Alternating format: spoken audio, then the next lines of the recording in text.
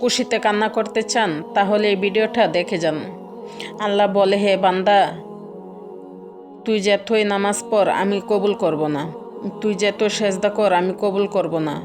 তখন ওই বান্দা বলে আলহামদুলিল্লাহ। তখন আল্লাহ বলে, কিরে, তোর এবাদত আমি কবুল করব না বলছি, তুই আলহামদুলিল্লাহ কেন বললি? তখন আল্লাহ বলে, হে বান্দা, যা তুই জাহান্নামে যা। তখন এই বান্দা বলে আলহামদুলিল্লাহ। তখন আল্লাহ বলে, কিরে, আমি তোকে জাহান্নামে যেতে বললাম, তুই বলস আলহামদুলিল্লাহ, ব্যাপার কি?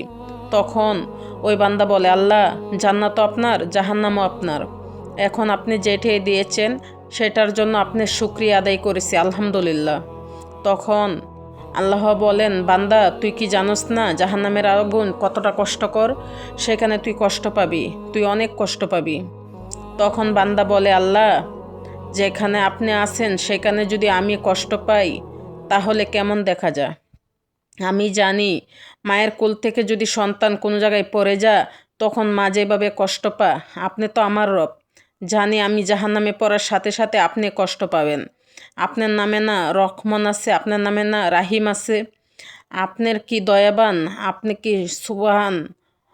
আপনার সামনে যদি আমি কষ্ট পাই, আমি আপনার বান্দা, আপনিই কষ্ট পাবেন। তখন আমার আল্লাহ বলে, হে বান্দা, আমি তোর কথার প্রেমে পড়ে গেলাম, যা, তোর জন্য এই জাহান্নাম এই জান্নাত বাদেশ করে দিয়েছি। সুবহান আল্লাহ।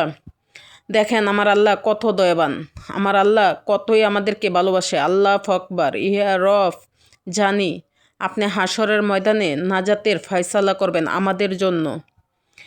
কি আঙ্গুলে ব্যথা, ভিডিওটা অন্যের কাছে পৌঁছে দেন না, ভালোবাসার টানে খুশি হয়ে তো পৌঁছে দিতে পারেন। অনেক মানুষ আপনার জন্য এই সুন্দর কাহিনীগুলা শুনবে,